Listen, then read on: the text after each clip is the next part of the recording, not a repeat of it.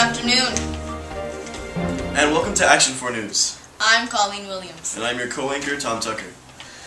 Today we will be discussing the impacts that World War II has had on the Japanese Americans.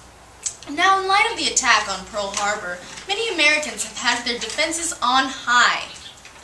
Now, as well as the federal government, they have not allowed their fellow Japanese Americans to talk to the members in Japan. Now, the Japanese have been very ridiculed in these times. They've been discriminated against in many corporations as well as businesses. They lost insurance coverage as well as many jobs. They lost their possessions and pretty much everything else. President Roosevelt issued his Executive Order 9066 and obligated all of the Japanese Americans to go into internment camps. Now, more on that story. Tom? Hello, my fellow Americans. Today we will be going into great detail about the Japanese Americans being sent to internment camps. Over 120,000 Americans have been sent to these camps. Many find this unconstitutional, but all Supreme Court cases have led to them still agreeing with FDR's decision. The camps are surrounded by barbed wire and have no furniture. The house is 20 by 25 and up to 3 families live in it. None of these laws have been enforced in Hawaii because of the population in there is mostly Japanese. Before going to these camps, they had 24 hours to sell all their assets. Even though this may seem drastic, America must take great measures to keep America safe. Now on to some photos of the internment camps.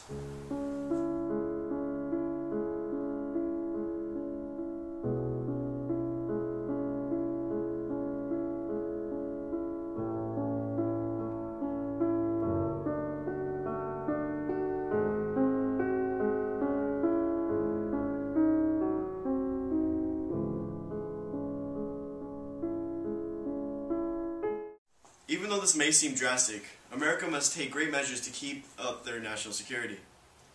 Now on to Bianca and her live news report. Bianca, take it away. Go. Thank you, Colleen and Tom. I'm Bianca, here to speak with May about more on these internment camps. Now, May, how did it feel to be sent to these camps? It was very sad. I was angry. I didn't do anything wrong, and I have 2 kids, and my husband had a nice job, and it all got taken away. They had no consideration. I'm so sorry to hear that, May. I've heard that all Japanese Americans had jobs before entering these camps. May I ask, what was your job? We used to be sharecroppers for 10 years. It was good pay for the time. It was very good pay. It kept us going. I see. Well, I also have another question. Hopefully it doesn't bother. How has the war impacted you and your family? Well, sometimes when my husband comes home, he can't sleep at night. We all try to look at things positive, but it's kind of hard. My kids are what keep me going. I see. Another little question here, more personal. How was it being in these camps? Well, it was kind of hard. There's no kitchen and it's very cold at night. Excuse me, what was that? I mean, the camps are nice. They are very nice people. That's what I thought. Anyway, back to our questions. Last question, actually. No, the camps were actually very small, and they were very crowded. Oh, hell no!